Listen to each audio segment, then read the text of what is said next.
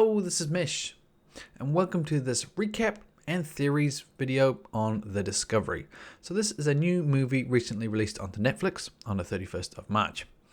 So with this video, I'll break down the timeline of events, my theory on the timeline of events, followed by some theories on the actual plot and also the afterlife questions, and just dissecting certain scenes down which might help break down the plot as well. So warning, going forward we will contain spoilers now, so if you've not seen the movie, stop this now. Okay, so let's start with the timeline. So this is all the events that I can see. Some are in the movie, some are not. So some of we just hear about. Okay, so let's start as Will as a child. So when he was 5, he had a near-death experience. Now that experience seemed to spark him and his father, Thomas, into the interest of the topic of near-death experiences and afterlife. So later in life, after a few years have passed, his father Thomas is deep into the research on this, and at this point, his mother actually kills herself. So one reason why she seems to do that, which is what Will suggests, is his father was consumed within his research and stopped paying her attention. So maybe if he paid her attention, she might not have done that. So years after that, the discovery was announced to the world.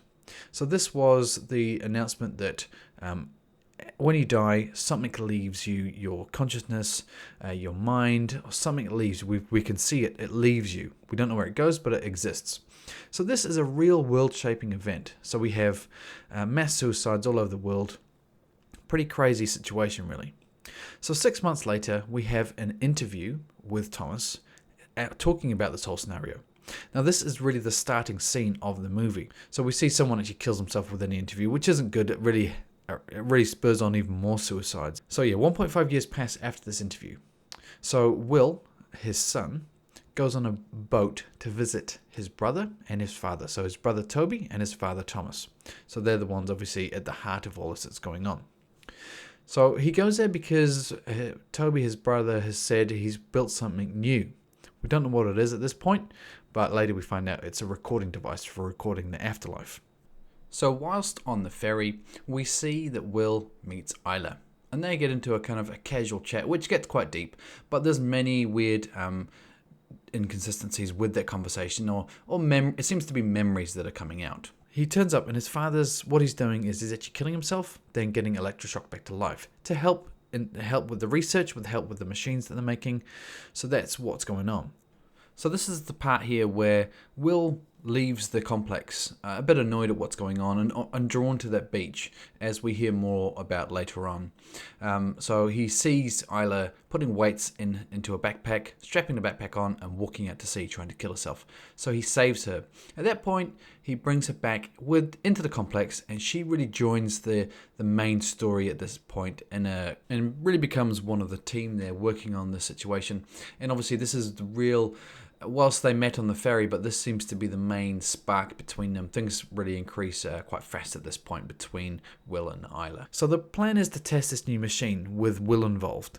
Now, Will advises against using his father to kill himself and then to test on it, because it's far too dangerous. It's a crazy idea. So instead they come up with the idea to go steal a corpse, and we'll use the corpse to test the machine. So whilst this is all going on, we don't see it, but Will actually goes to the machine and steals a component so the device doesn't work properly. So then they steal the body, they use the body, and lo and behold, the device doesn't work properly. They all accept defeat. The team accept defeat. We got Cooper, we got Thomas, we got Toby, we got Isla, and we get Lacey as well. They're all kind of running around saying, oh, this is pointless, it doesn't work. Then we see Will sneak back into the room. So he's using the guise of he's packing up the body to take it back to the morgue, so, unplugging it and whatnot, but he actually sneaks back in the component in the machine.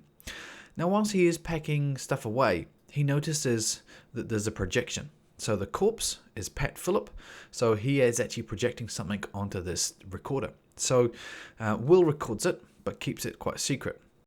So he records this, then he watches this whole recording that he's done of Pat Phillips's projection, you could say.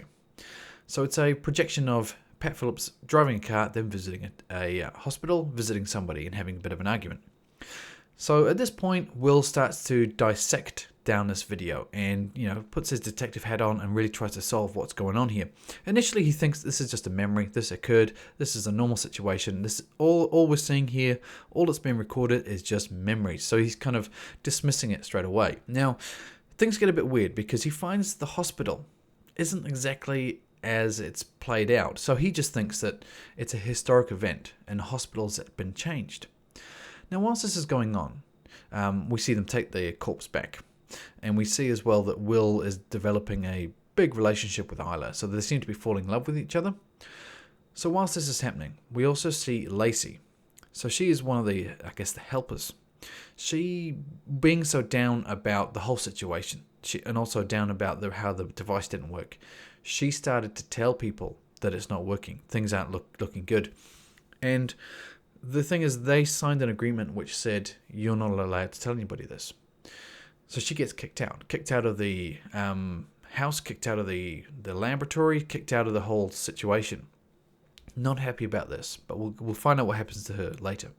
Now, when Lacey gets kicked out, for some reason, Will doesn't like this.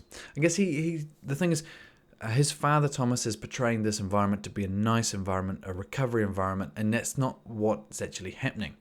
So he's a bit annoyed by this, and for some reason he goes to Isla and spills the beans on the recording. I don't know what his logic is there, but he did that anyway. Maybe because he wants to move his relationship with her to the next level. Maybe it was a good way to do that. So he shows her the video recording of Pat Phillips and his memory. So with her involved, they both start to research it together. So they find a hospital where it happens. They find that there is a record of Pat Phillips' father, but they start noticing discrepancies. So we have the discrepancy of the hospital being different, but that could be related to a certain, time frame. If it was 10 years ago, maybe they had renovations, something like that, So they kind of dismissed it initially, but then other things start coming out. There's a tattoo which Pat has, which is different. They also speak to Pat's sister. She says he never visited them in hospital. He was a terrible part of the family, and he never made an effort. So already we have multiple discrepancies.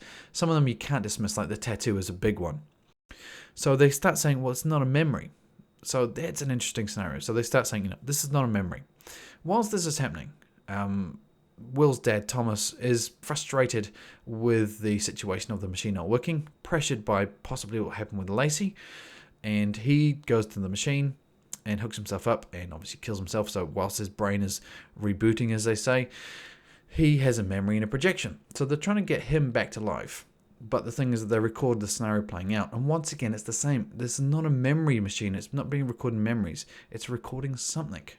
So with him, he has a situation where it's the scenario where his wife died. His wife killed himself. But in his memory, or in this projection, he doesn't let that happen. He stops her. After they revive him, they have a conversation. Now, Will comes clean, tells him what he's found so far.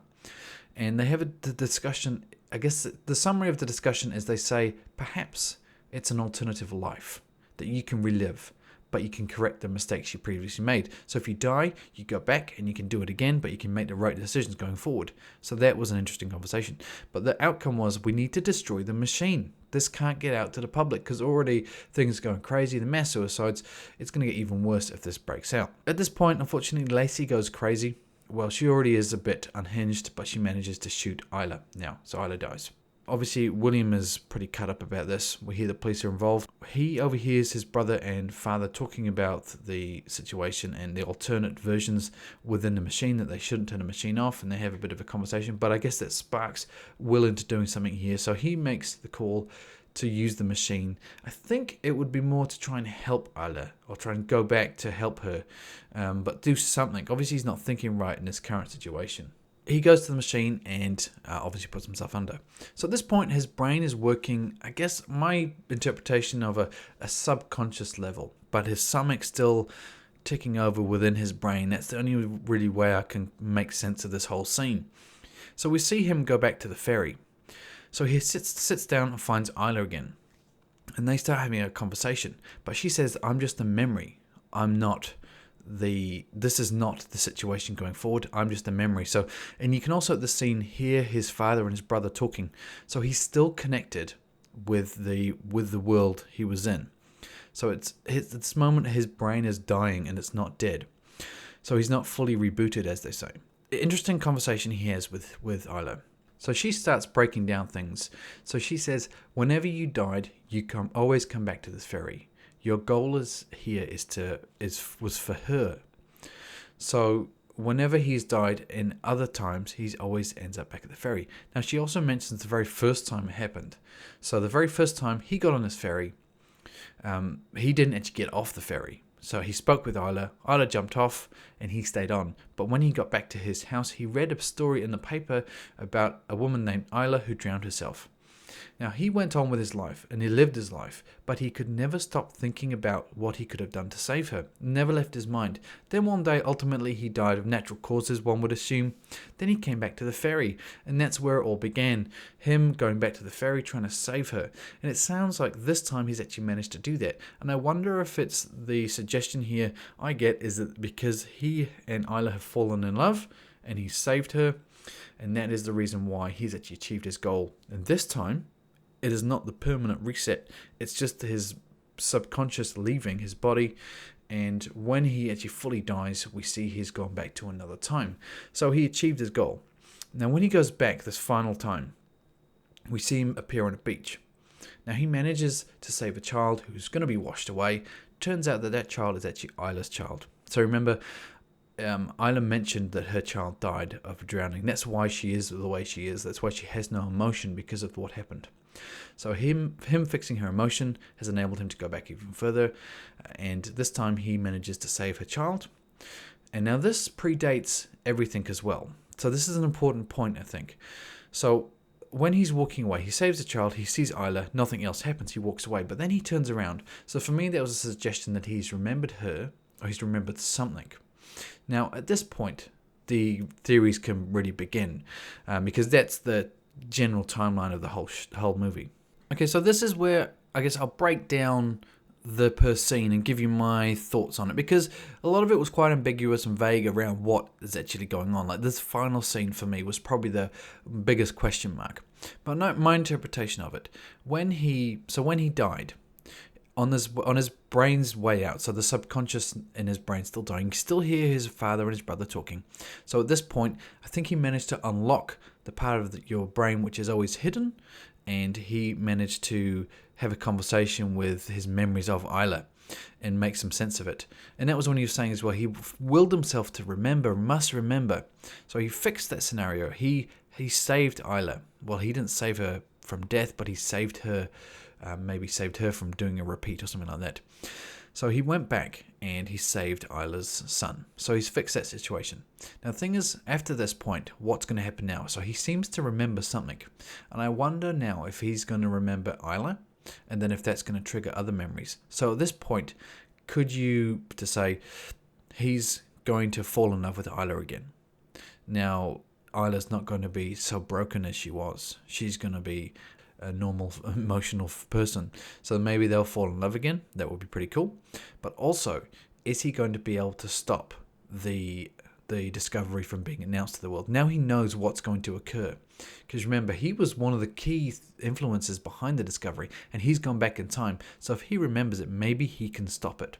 So is this a whole reset of the whole movie? Interested to hear your thoughts on that, because that, to me, after watching it a second time, the first time I thought it was just a reset of Isla and everything else was going to play out as normal, but now thinking about it, I think it's maybe a reset of the whole timeline, because he can now stop the discovery from being announced. He can now stop his involvement. He can tell his father. Maybe they can still continue to research it, but they just not announce it to the public, knowing what's going to occur. So I just want to break down a couple other scenes as well. Now, the boat scene. Now, the very first scene after the interview is we see Will on the boat meeting Isla. Now, the things here, which it does recap in at the end of the movie, but I want to recap them as well. So the constant repeating of the scene, there are more suggestions here. There's the I recognize your face, which is a bit weird to say if you've never met anybody before. Then there's the pills that he provides her, randomly having the pills that she requires. That's a bit strange, because if he's resetting to the ferry every time, where does he get the pills from? He's not resetting to before the ferry that he can prepare to go on the ferry. So that was a bit strange, but once again, it's just an indication that it's a constant repeat. She predicts the car pickup, so she knows when she was going to get picked up by the car. If you remember, she said, I need to get picked up in 1 minute, so that was a bit weird. And a bit weird as well, the line that Will says to her, so reality and fantasy are mutually exclusive. They don't exist in the same space. Bit of a weird conversation to start having with a stranger, so that was pretty cool. We also get other things going on. So we get the beach, constant flashbacks to Will having seen Isla underwater. So we keep seeing the scene where he rescues her. We see flashbacks of that the whole way through, and we see him struggling with this. So one more scene I just want to mention as well before I get into a couple of theories is just the initial interview. So the initial interview, if you watch it, the very first scene we see, the very first cut is of Thomas, his father. Now he looks distressed, doesn't look good, and then it cuts to a scene where he's normal, he's relaxed. But the thing is, that very start scene is actually from the end of the interview. So once again, that in my interpretation of the very first interview scene is actually that is a loop as well. So the loop of the man shooting himself, that Thomas has a loop on that one and he needs to fix that. So I think there's a few loops going on here. And the whole loop situation is just nuts when you start thinking about it too much. So anyway, this video has gone on already quite long. So let's break down just a couple of theories. So theory 1. So take a simplistic approach to the whole movie. Taking all at face value, the machine works. So the discovery's right, the machine works. The whole environment that we're suggested to, so the building, all the strange people that are there, it's just a strange setting for this movie. The loop exists. So when you die, you return to the previous point in your life to relive it and get that situation right. Multiple examples in this movie. But that leaves big questions. What's the point? What's the end of the loops? If you complete your loop, what happens after that point? So that, I think, is another discussion which will go on and on. So what is the completion stage of the loops? Also, what adds a bit of credence to this whole theory for me is the tree that we keep seeing. When I saw that, I immediately jumped to the idea that they're suggesting the way that the life is kind of like this tree, that you start in the trunk and you go off down a branch and you end up in the end of a twig or whatever, or a leaf. And when you finish that, then you go back to the trunk and you go back to the point where that breaks. So it's breaking the timeline. So this time you're going down a different branch towards a different twig. So that for me is a bit of a suggestion, that kind of a bit of a tree analogy there of this whole theory. Theory number 2. So the entire complex, the entire discovery, the machine, recording afterlife is all a fabrication. Perhaps the whole setting, the building, all the people in it are actually an institution. So possibly a whole lot of mentally unstable people.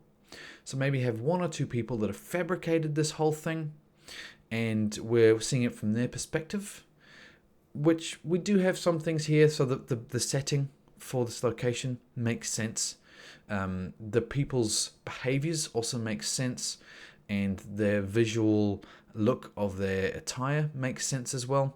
So but that's quite a common theory in movies where a situation plays out, then at the end of the movie, lo and behold, it's all fake because the person actually is in a coma, or the person's actually insane, or something like that. So that's quite generic, but I think there's suggestions that could be here.